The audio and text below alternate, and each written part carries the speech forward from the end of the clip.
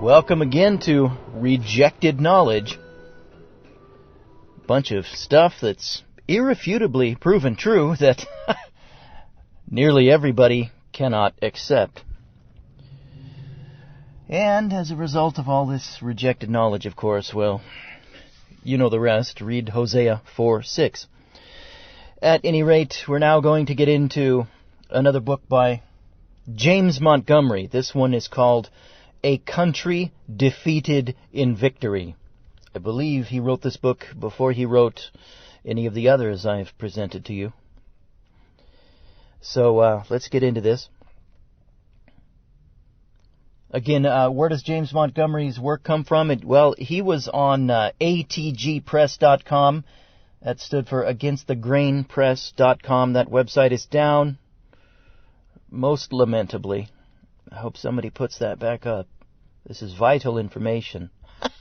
You can't understand, you literally cannot understand the nature of the nation, the nature of the slavery we're in, without this information. This guy did it. This guy, James Montgomery, spent years proving this. He did the wet work, so to speak. Him, and the Informer, those two guys. Knowledge is Freedom was the button you would click on the old ATG Press if you wanted to read James Montgomery's crucial work. At any rate, let's get to it. A Country Defeated in Victory by James Montgomery, Part 1. To understand the title of this paper, you must be made aware that the country I refer to is the United States. Very few Americans are aware of the defeat of which it is my obligation to inform you of. President Lincoln, very wisely and correctly so, I might add, said that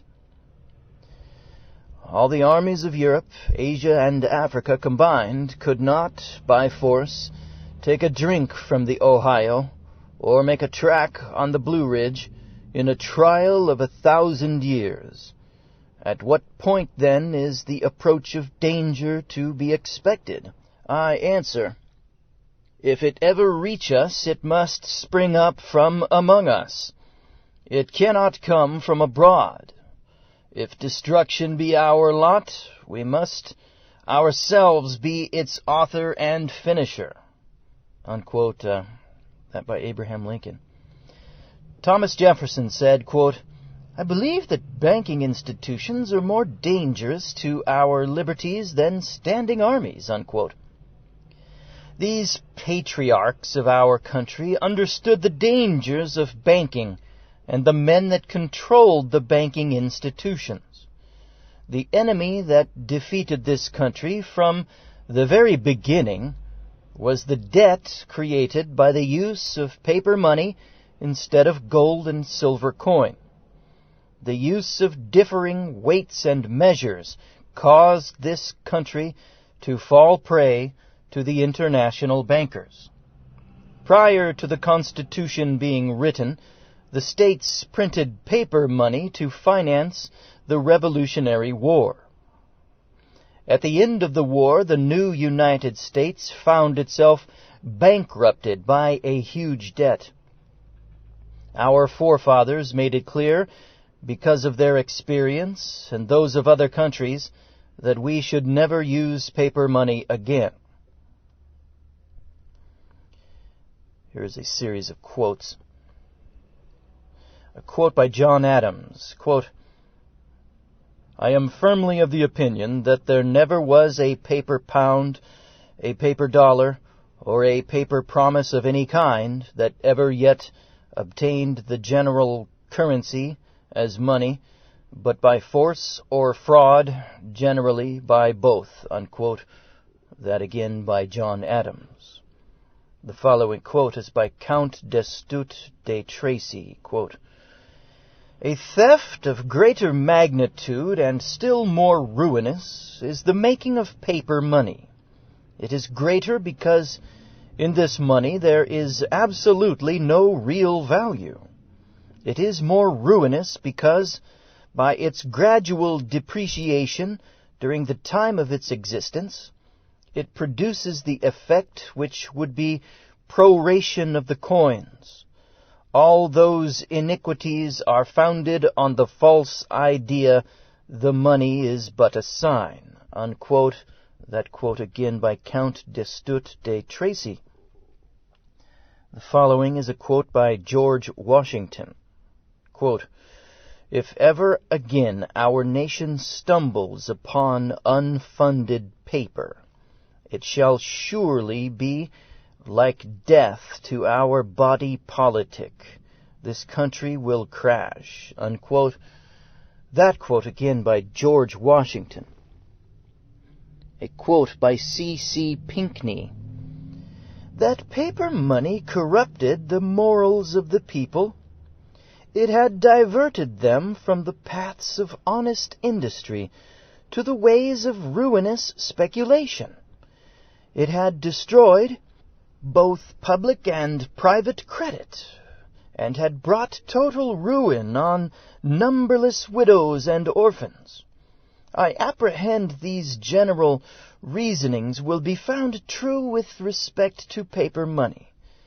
That experience has shown that in every state where it has been practiced since the Revolution, it always carries the gold and silver out of the country and impoverishes it." Unquote. That quote by C.C. Pinckney. During the formation of the Constitution, there were pro-paper and anti-paper money advocates at work. The strongest proponent for the use of paper money and the establishment of the first Bank of the United States was Alexander Hamilton. Many of our forefathers, including Thomas Jefferson, were against the use of paper money and the establishment of a central bank.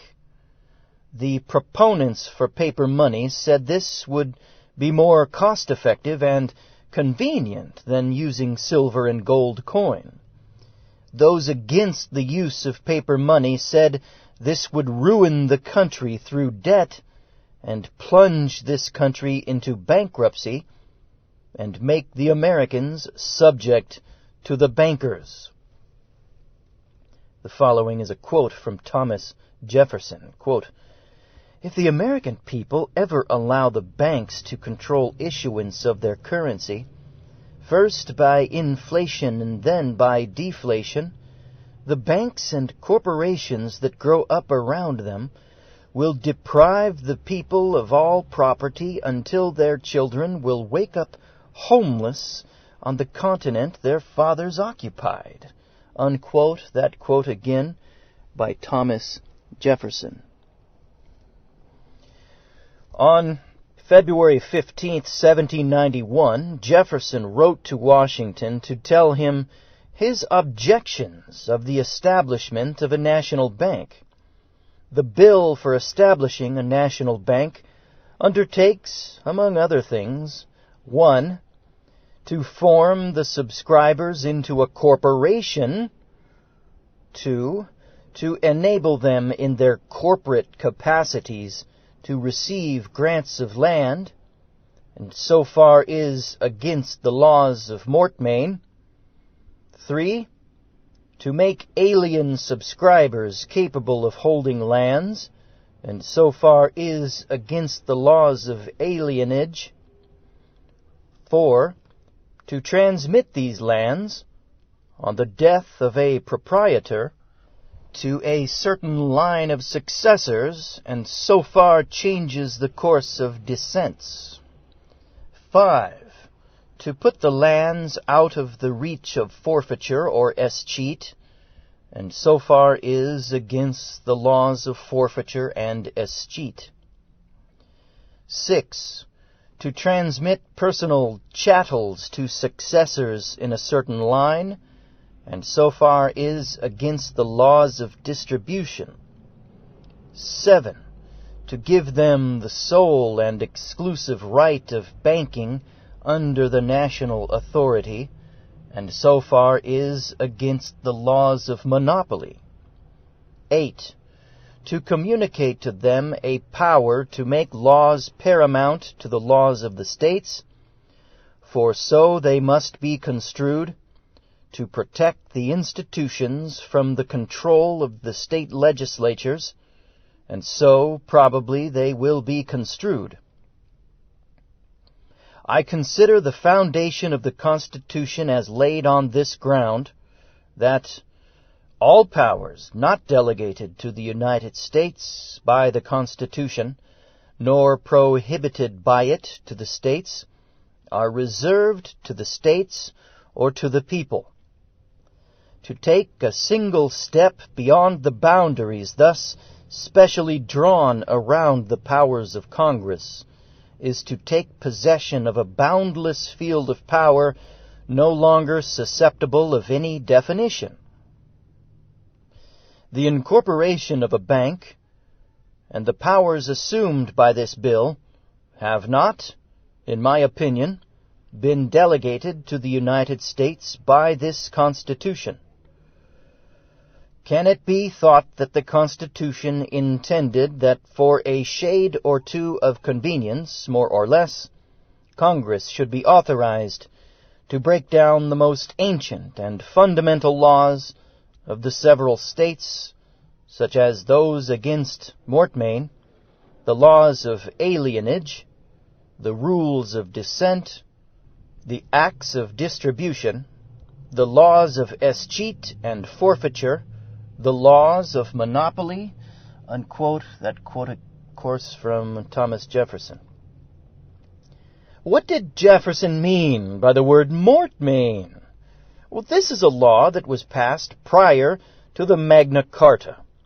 The reason this law was created by the King of England was to protect his land.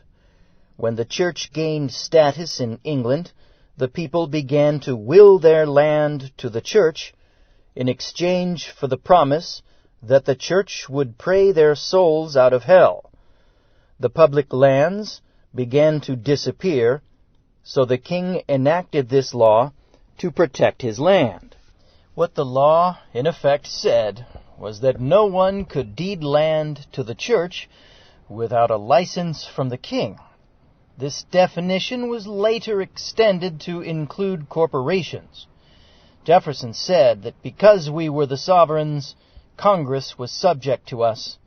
They had no right to give a corporate charter to the Bank of the United States, placing our land in dead hands, parentheses, unable to be purchased again by the public, end parentheses, since Congress had not been given this power under the Constitution. Any powers not given to Congress by the Constitution were reserved by the several states and the American people. Jefferson knew that if this charter was given, the public lands would soon belong to the bankers. As Thomas Jefferson said, this was a most ancient and fundamental law of the 13 states. Can our land be reclaimed by the law of mortmain? I don't know yet, but it bears looking into.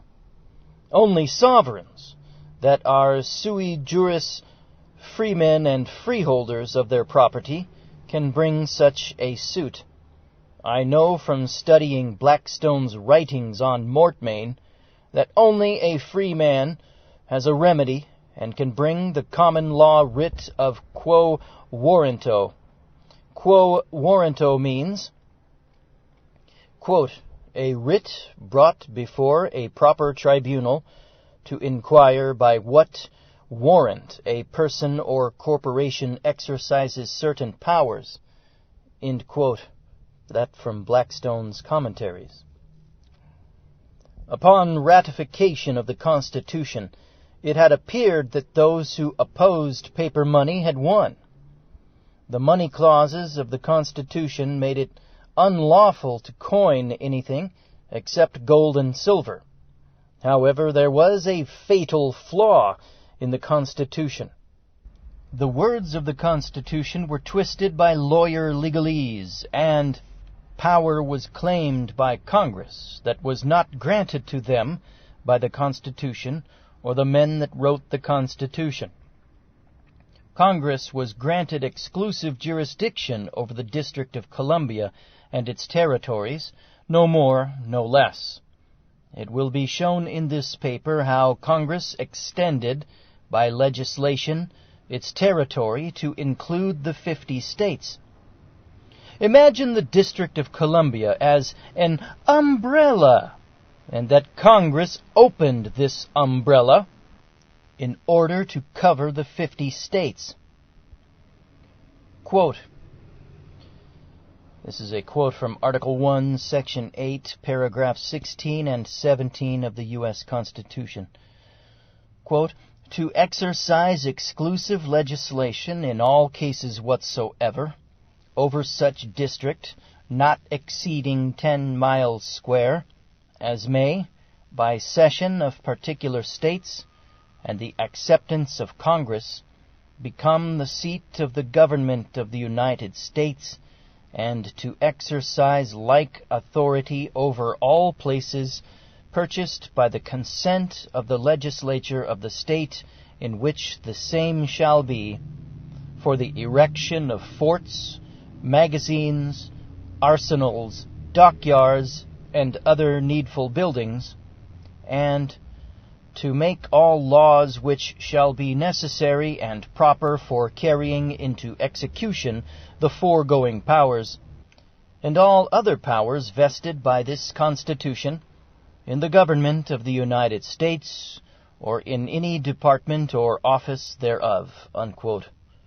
Again, that was Article 1, Section 8, paragraph 16 and 17 of the U.S. Constitution. The following quote is from Article 4, Section 3, paragraph 2 of the U.S. Constitution. Quote, the Congress shall have power to dispose of and make all needed rules and regulations respecting the territory or other property belonging to the United States. And nothing in this Constitution shall be construed as to prejudice any claims of the United States or of any particular state. Unquote. That again from Article 4, Section 3, paragraph 2 of the U.S. Constitution. Hamilton suggested that the word proper gave Congress the power under the Constitution to charter the Bank of the United States. Thomas Jefferson said in disagreement that, quote, the second general phrase is to make all laws necessary and proper for carrying into execution the enumerated powers. Unquote. But they can all be carried into execution without a bank. A bank, therefore, is not necessary, and consequently not authorized by this phrase. It has been urged that a bank will give great facility or convenience in the collection of taxes. Suppose this were true, yet the Constitution allows only the means which are necessary, not those which are merely convenient, for exercising the enumerated powers. Unquote. That quote from Thomas Jefferson. Jefferson lost his debate with Hamilton concerning the establishment of the Bank of the United States. Jefferson believed the Constitution was an exclusive, not an inclusive document, and was meant to be a restriction on Congress. This began the legal precedent of Congress and the courts claiming power not granted to them by the citizens of the states. Jefferson and the other sponsors of the 10th Amendment thought this amendment would be enough to check the power-hungry Congress, but they were wrong. Congress's assumption of undelegated powers made the following possible. There were two governments created by the Constitution. The following definitions will prove that one was bound by the Constitution, the other was not. The term, quote-unquote, United States may be used in any one of several senses. It may be merely the name of a sovereign occupying the position analogous to that of other sovereigns in the family of nations. It may designate the territory over which the sovereignty of the United States extends, or it may be the collective name of the states which are united by and under the Constitution. In exercising this power, Congress is not subject to the same constitutional limitations as when it is legislating for the United States. And in general, the guarantees of the Constitution, save as they are limitations upon the exercise of executive and legislative power when exerted for or over our insular possessions, extend to them only as Congress, in the exercise of its legislative power over territory belonging to the United States, has made those guarantees applicable. And if you want proof on that, James Montgomery cites Hooven and Allison and Company versus Evatt, 324 U.S. 652 from the year 1945. The idea prevails with some indeed. It found expression in arguments at the bar that we have in this country substantially or practically two national governments. One to be maintained under the Constitution, with all its restrictions, the other to be maintained by Congress outside and independently of that instrument, by exercising such powers as other nations of the earth are accustomed to exercise. It will be an evil day for American liberty if the theory of government outside of the supreme law of the land finds lodgment in our constitutional jurisprudence. No higher authority rests upon this court than to exert its full authority to prevent all violation of the principles of the Constitution. And that was a quote.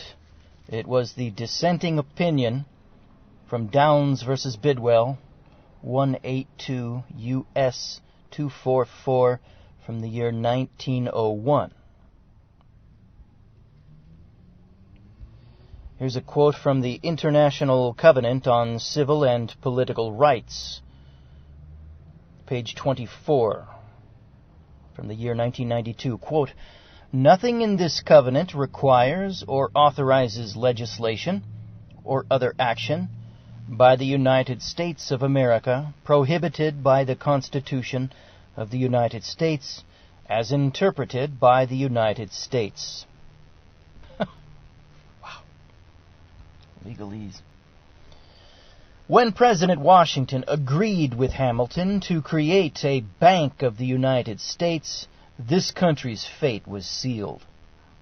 With Congress acting under its insular capacity, not restrained by the Constitution or the Bill of Rights, their only concern then became the furtherance of commerce, not the rights of Americans.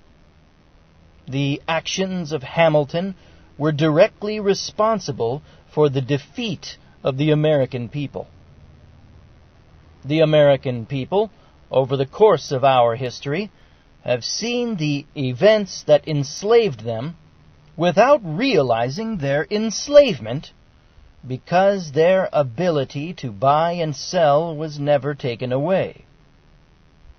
The following is a quote from Thomas Jefferson. Quote, "Our rulers will become corrupt, our people careless. The time for fixing every essential right on a legal basis is now, while our rulers are honest and ourselves united. From the conclusion of this war we shall be going downhill. It will not then be necessary to resort every moment to the people for support. They will be forgotten, therefore, and their rights disregarded. They will forget themselves, but in the sole faculty of making money, and will never think of uniting to effect a due respect for their rights. The shackles, therefore, which shall not be knocked off at the conclusion of this war, will remain on us long, will be made heavier and heavier, till our rights shall revive or expire in a convulsion." Unquote. That again from Thomas Jefferson. The American people were unaware of the hidden intent of the bankers and the liability and obligation for taking their money. The American people were not aware of the diabolical plot to take away their freedom, nor were they aware of the men responsible for their enslavement.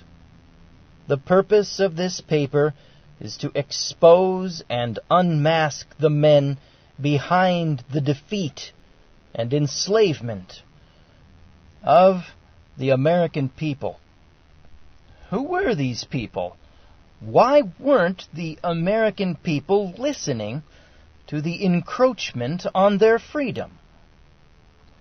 To deny the identity of these bankers would be to deny history. It is not anti-Semitic to reveal the truth and the fact that those behind the defeat of America are a few power-hungry Jews. True, there are non-Jews involved, but the controlling power are those that control the world's finances. This paper is impartial. It has not been colored for or against any group of people. Jesus said, "Ye shall know them by their fruits." The following pages are merely the fruits of our history. The first recorded Jewish settler in Manhattan was a man named Jacob Bar Simpson, who arrived early in 1654. He was an Ashkenazic or German Jew. When the Jews came to New York, it was considered among such families as the Roosevelts, the Van Rensselaers, the Goulets, and the Morrises not to be Jewish. The Sephardic families of New York, descended from the St. Charles arrivals, also known as the Jewish Mayflower, include the Strausses, the Warburgs, the Aldriches, the Kuhns, the Loebs, the Lehmans, the Morgans, the Schiffs, the Hendrickses, the Cardosos, the Baruchs, the Lazaruses, the Nathans, the Solises, the Gomezes, the Lopezes, the Lindos, the Lombrosos, and the Seixases. The Roosevelts, Bayards, Van Cortlands, and Rhinelanders were in the sugar refining business. The Rhinelanders also sold crockery, and the Schulers were importers. The Verplanks were traders, and Clarksons and Beekmans and Van Zants were in the retail dry goods business.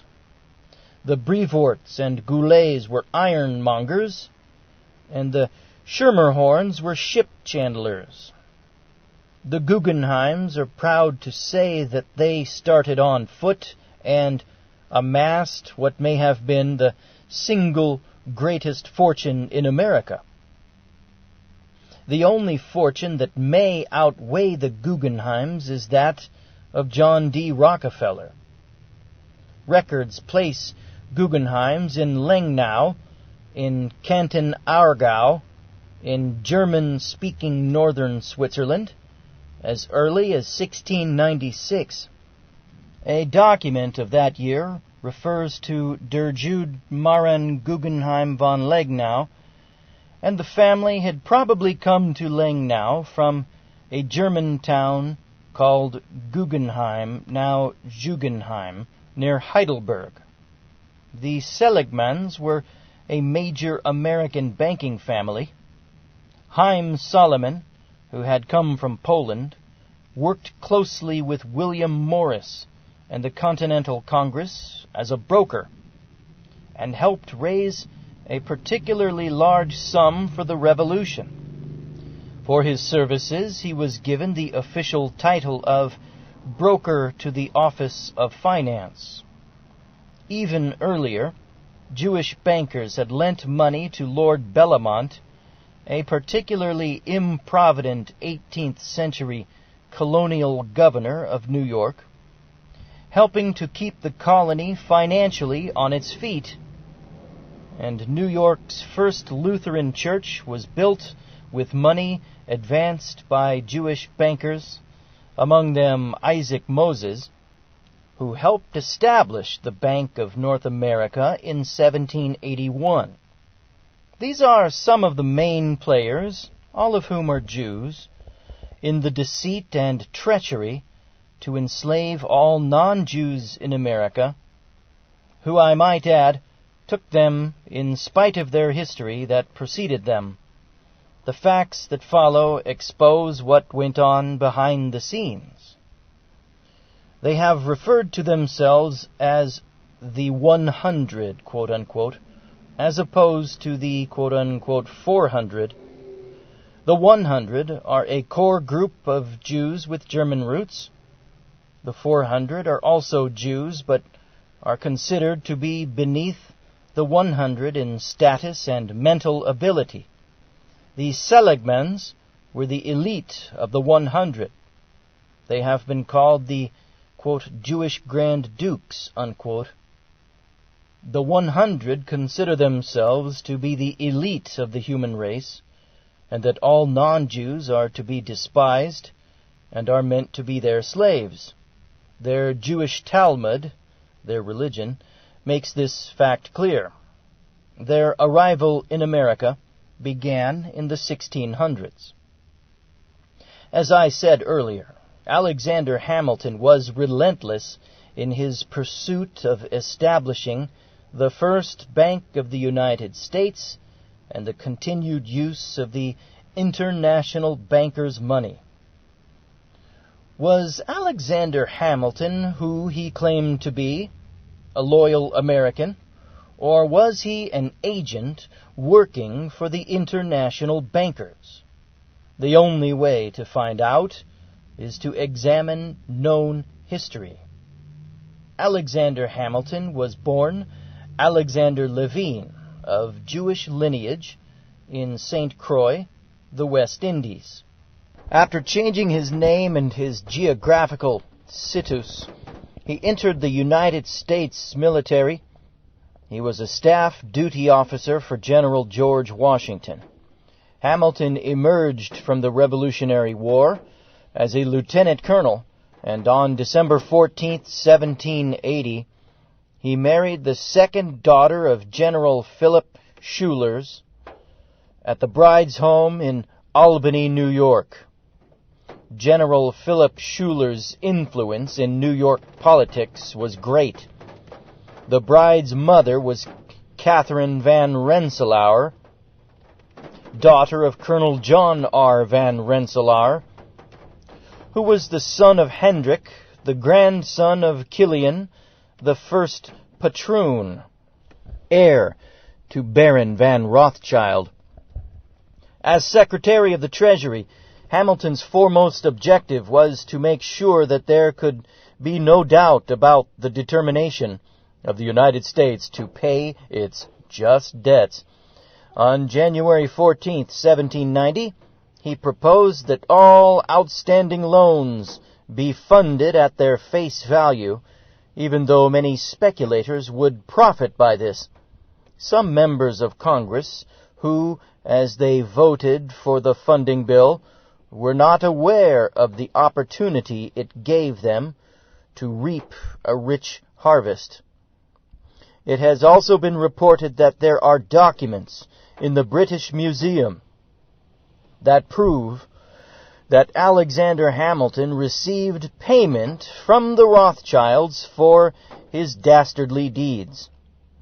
Could this payment have been for his involvement in the establishment of a foreign bank in this country, and for convincing Congress to assume the state's debts, which would have created a debt obligation binding the United States government and the states to the international bankers? Alexander Hamilton boasted, quote, "A power over a man's subsistence amounts to a power over his will," unquote. Hamilton wished also to take over such of the debts incurred by the states themselves for the cause of independence as they had not yet paid. His object, again, was to place the states under such obligation as to ensure their support in the establishment of the first Bank of the United States. The states' war debts amounted to over $18 million. Not all the states had debts to be taken over. Thus started the political precedent of perpetual debt and required contributions, i.e., taxes, to be passed on to those not responsible for the debt. Nor were the obligations spelled out to the state inhabitants. Hamilton won the debate for the first Bank of the United States when President Washington signed the Senate bill. The bank was to have a capital stock of $10 million, which was, for that time, a very large sum. Of this amount, 1/5 was to be subscribed by the United States, and the other 4/5 by private individuals. Hamilton's bank, which had been chartered for 20 years, was allowed to run out in 1811 in favor of the state banks. The bankers could not stand for their bank being closed. The House of Rothschild used their influence over Britain to bring about the War of 1812. The war increased the U.S. government's debt to such an extent that the taxes that were collected were less than 1/3 the amount to cover this debt. The remaining debt had to be covered by loans that were made by foreign bankers. By the end of the war, the government was virtually bankrupt. The state banks tried to bolster themselves by issuing paper money in excessive amounts, which created land speculation and a deflated dollar. Some members in Congress saw no choice but to propose the second Bank of the United States. In 1816, the second Bank of the United States was chartered. Quote, "The new bank would have a capital stock of $35 million. The United States government should subscribe 1/5 of the stock, private individuals the other 4/5, and the directors should be similarly apportioned. The bank should have a monopoly on the business of the United States and the national banking business. It might establish branch banks throughout the several states, and it might continue in operation for a period of 20 years. Unquote. It is obvious that the bankers had the Congress of the United States and the American people through proxy over a barrel. Congress agreed to give the bankers exclusive rights to all business done in the United States. All loans were guaranteed by the American people, with repayment to be made through the payment of taxes. For the valuable privileges the bank was to enjoy, it was required to pay to the government of the United States a bonus of $1,500,000. In 1818, the Bank of the United States began an all-out attack on the state banks in order to close them. The Bank of the United States collected the paper money of state banks, and after the state banks had paid out a sufficient amount of specie, in other words, their gold and silver deposits became low, the Bank of the United States would then demand payment in specie for the paper money the state banks had put in circulation. The international bankers knew that the state banks only kept $1 of gold and silver for every $12 of paper money that was loaned out by the state banks. The state banks that were attacked in such a manner would then have to call in their loans. Individuals who had borrowed from the targeted banks would be forced to raise what they owed by selling their property for whatever it would bring. It doesn't take a rocket scientist to figure out what the bankers were up to.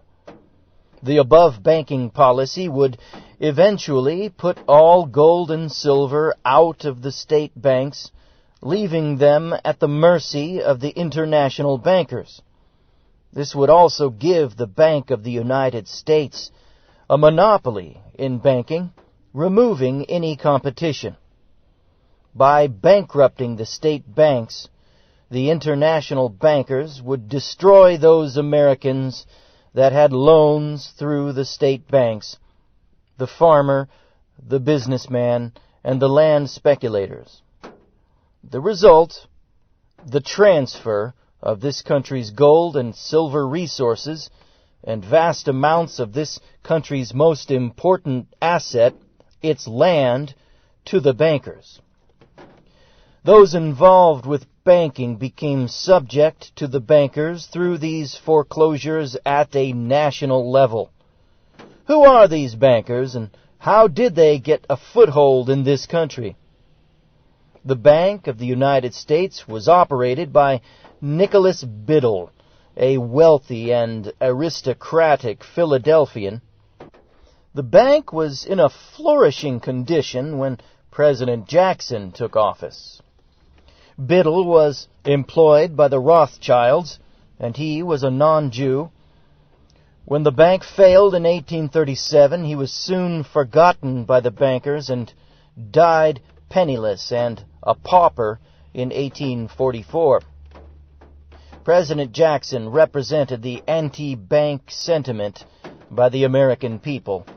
Jackson said, quote, "I do not dislike your bank more than all banks, but ever since I read the history of the South Sea Bubble, I have been afraid of banks." End quote.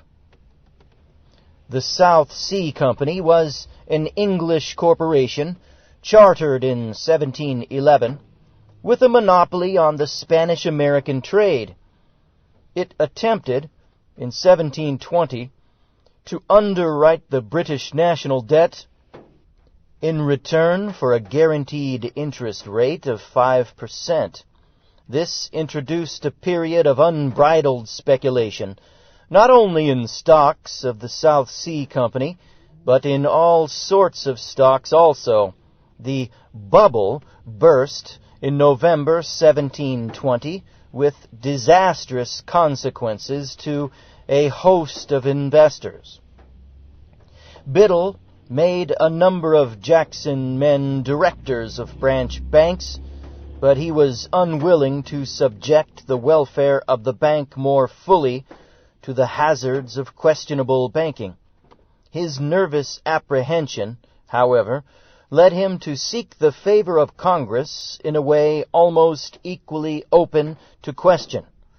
In 1829, 34 members of Congress found it possible to borrow a total amount of $192,000 from the bank.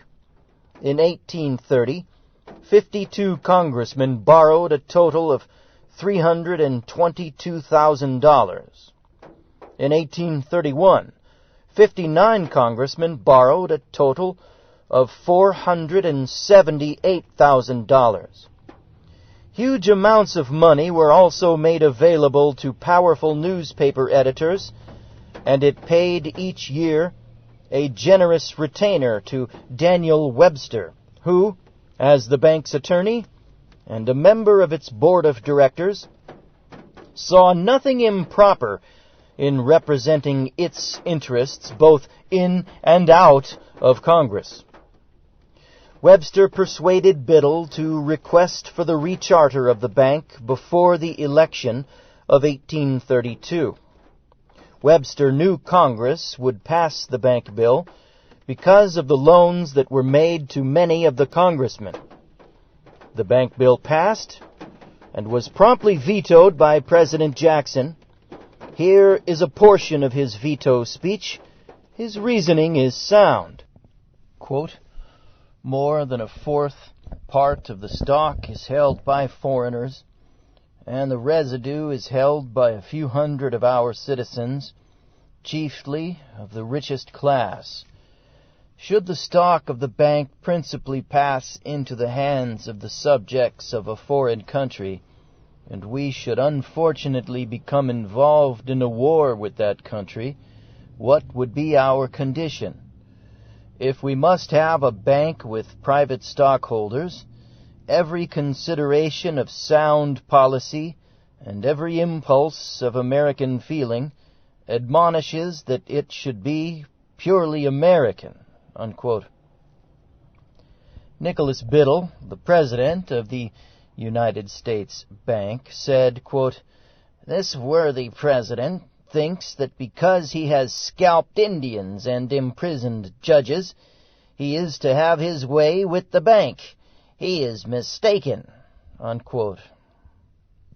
On January 30th, 1835, the bankers attempted to assassinate their fiercest enemy, President Jackson. Richard Lawrence, armed with 2 pistols, I'm surprised it's not Richard Lee Lawrence, right? Richard Lawrence, armed with 2 pistols at point-blank range, fired both pistols, both of which misfired, spoiling the bankers' plans. President Jackson said, "The bank is trying to kill me, but I shall kill the bank." With the re-election of President Jackson in 1836, he knew he had a mandate from the people of America. He feared the power of Biddle in persuading the Congress.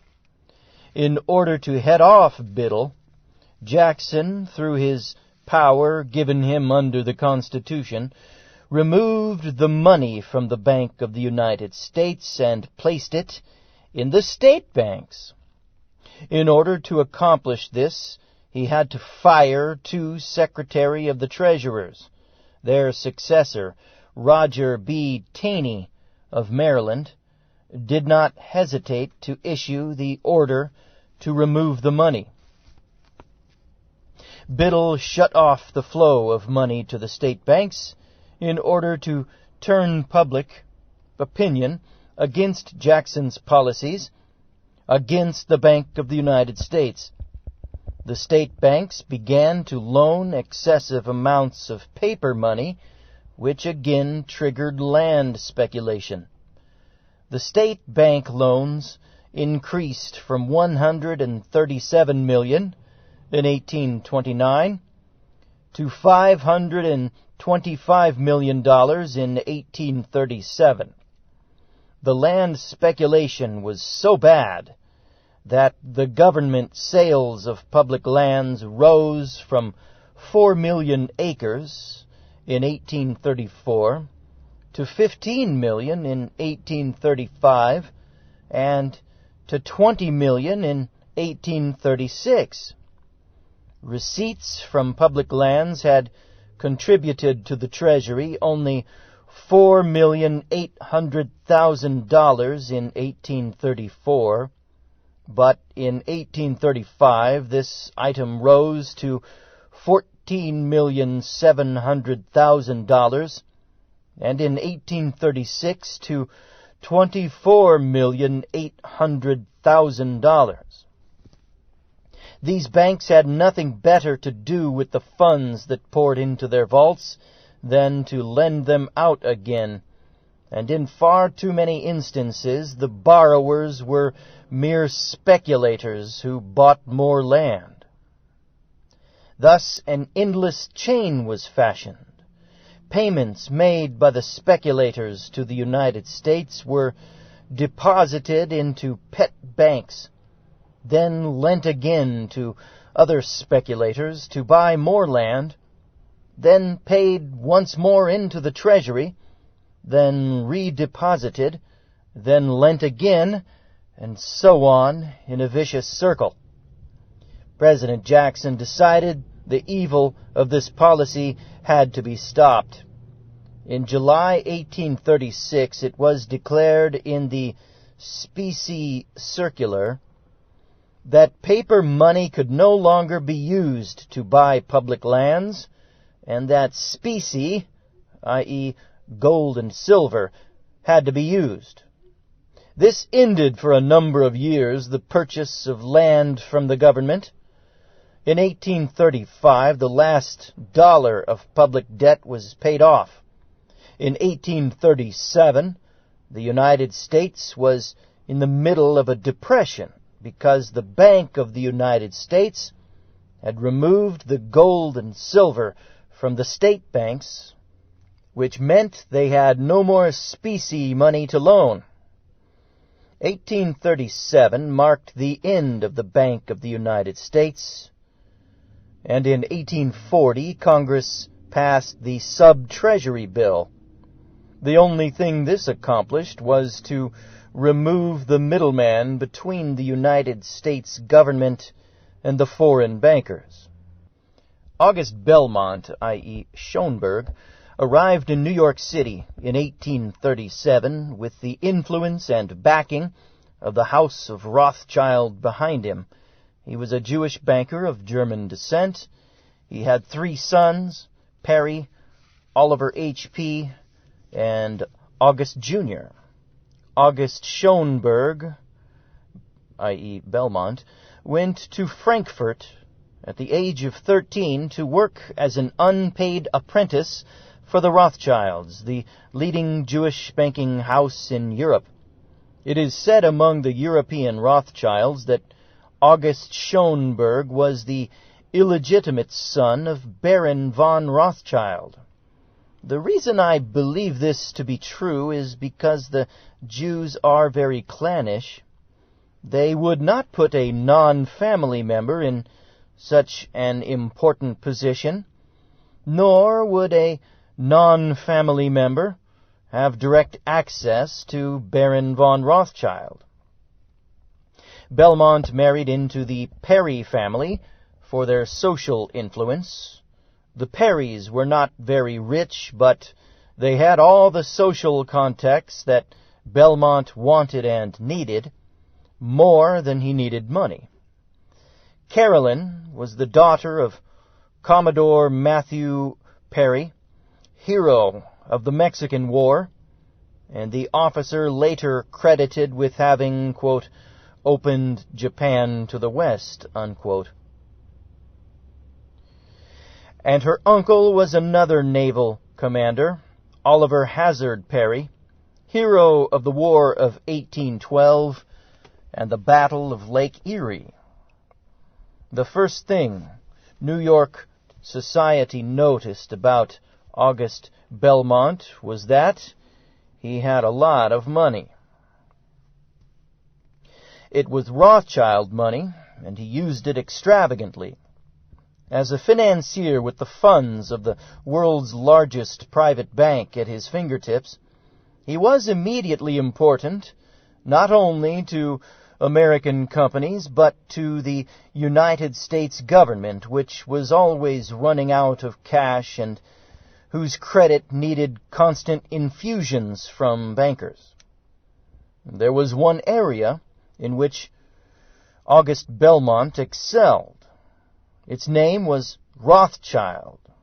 Belmont was not known to be a spectacular, brilliant, or even interesting financier, but men like J.P. Morgan liked to work with the European Rothschilds, and August Belmont, as their agent, was always there, helpful, collecting his percentage on the money that passed back and forth. In the Panic of 1837, Belmont was able to perform a service which he would repeat in subsequent panics, and which helped make him a friend to bankers and to the United States government. By negotiating large loans from the Rothschilds, he was able to shore up United States debtor banks. In other words, he was able, thanks to the hugeness of the Rothschilds' reservoir of capital, to start out in America operating his own Federal Reserve System. Mayor Amschel Rothschild said, quote, "Permit me to issue and control the money of a nation, and I care not who makes its laws." Unquote. In the years since his arrival, Belmont had been so successful at channeling Rothschild funds into the United States Treasury, in return for government securities, that he was rewarded, in 1844, by being appointed United States Consul General to Austria, a move designed not only to provide Mr. Belmont with prestige, but also to place him close to the Vienna House of Rothschild, where he could be of further usefulness. Things, of course, did not always go smoothly.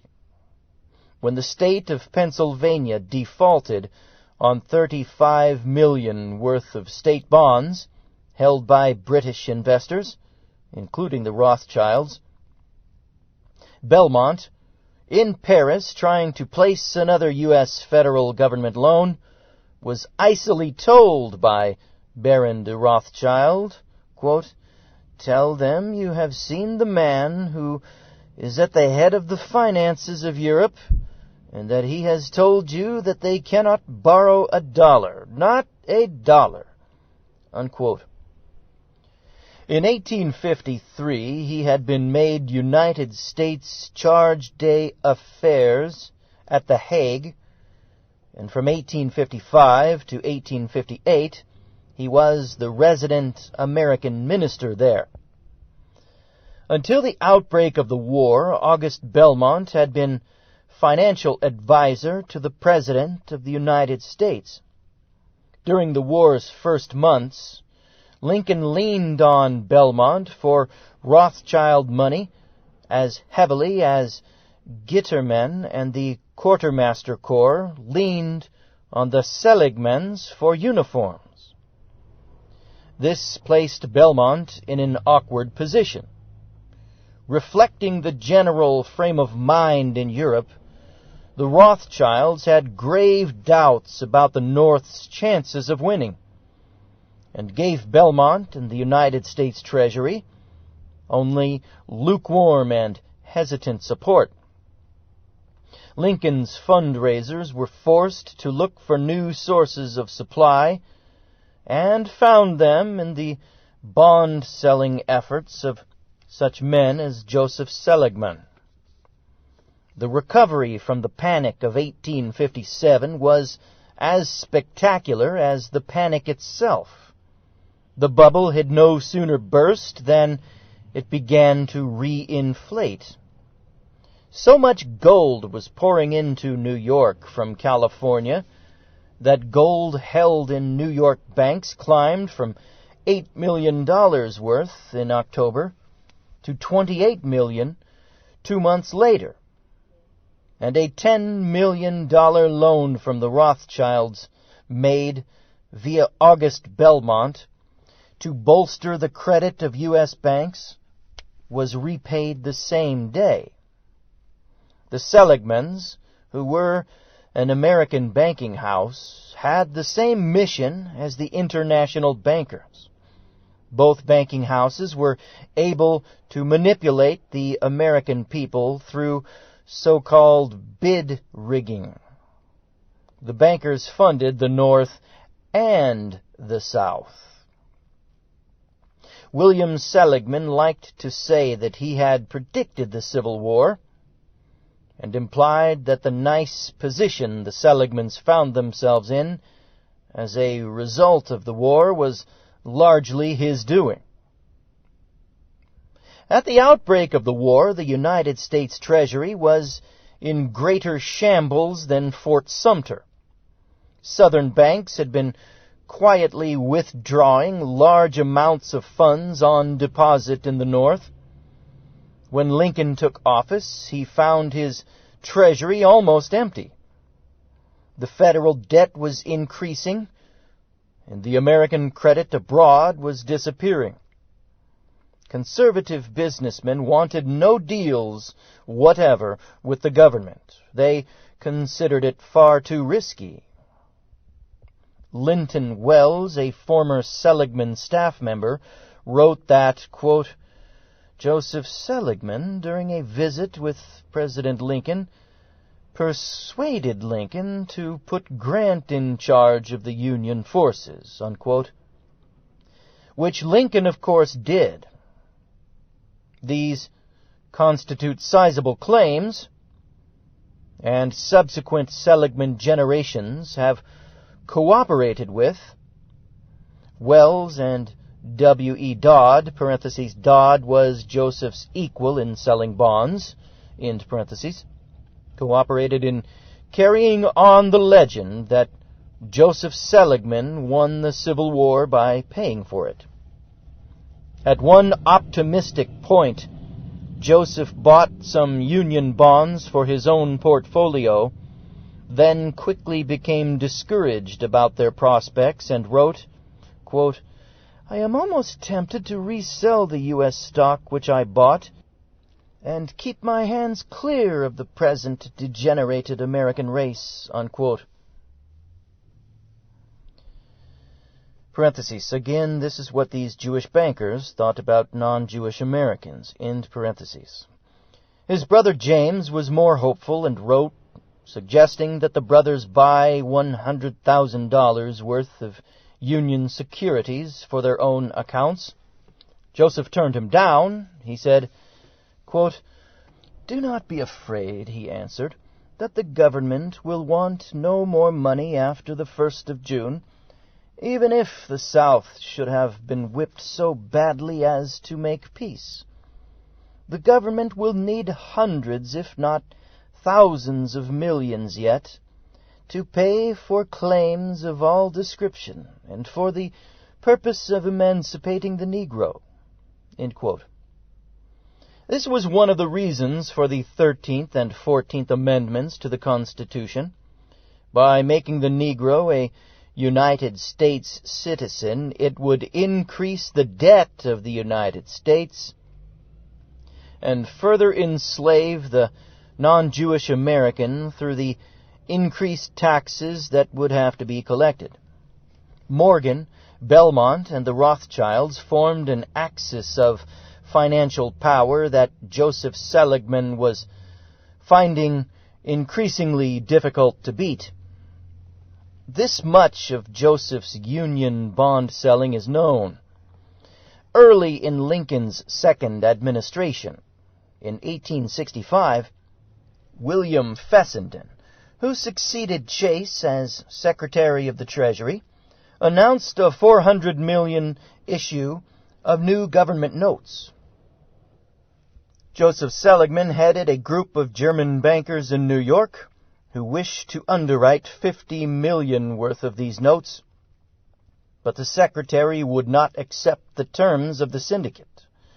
Thereupon, the Seligman brothers took an active part in selling these federal securities themselves, and it is recorded that they sold over $60 million worth. Remember, these bonds were just like the government created the money out of thin air. These bankers knew that if they continued to underwrite these bonds, they would obtain a nation and its people for repayment. Obviously, this was the moment for Joseph to put his great plan to work. Within hours of Lee's surrender, Joseph had summoned his brothers together to organize the International Banking House of Seligman. Under Presidents Lincoln and Johnson, the Seligmans enjoyed excellent relations with three successive secretaries of the Treasury: Salmon Chase, William Fessenden, and Hugh McCulloch.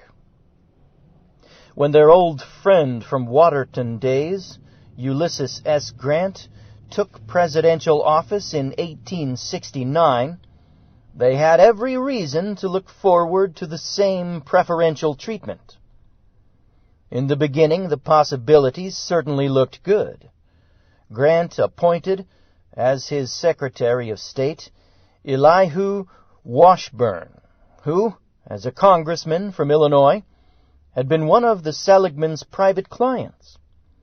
Joseph had once purchased in Frankfurt $200,000 of U.S. bonds for Washburne, saying at the time, quote, "There is no necessity for you to send any bonds as margin, as we require none from you, dear Washburne." End quote. As soon as Washburne was appointed, the Seligmans wrote him, gently reminding him of their past good deeds and offering their full services to the new administration. But Washburne's appointment, it turned out, was only a courtesy one. He held the post for only 12 days and was then minister to France. Grant replaced him with Hamilton Fish, who was less a friend. Fish was the son of a Revolutionary War officer whose father had been a friend of George Washington, and whose mother was a descendant of Peter Stuyvesant, who had once thrown every Jew in New York in jail. Then Grant did a startling thing. He contacted Joseph privately and said he would like to make him Secretary of the Treasury, but Joseph declined.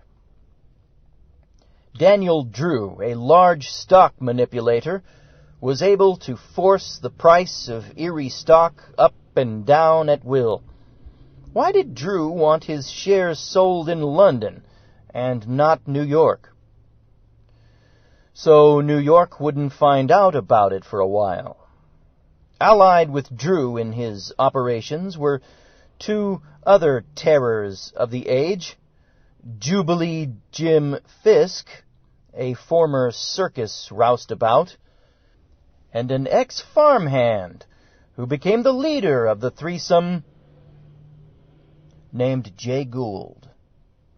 Interesting. These are all the names, all of the culprits you encounter when you read the Watershed history book that's also suppressed now, History of the Great American Fortunes by Gustavus Myers, and I turned that one into an audio a year or two ago. These are all the same names. These are the names I came across then: Jim Fisk, Jay Gould, Daniel Drew, stock manipulators. At any rate, we'll stop it here. This will be part one of A Country Defeated in Victory by James Montgomery.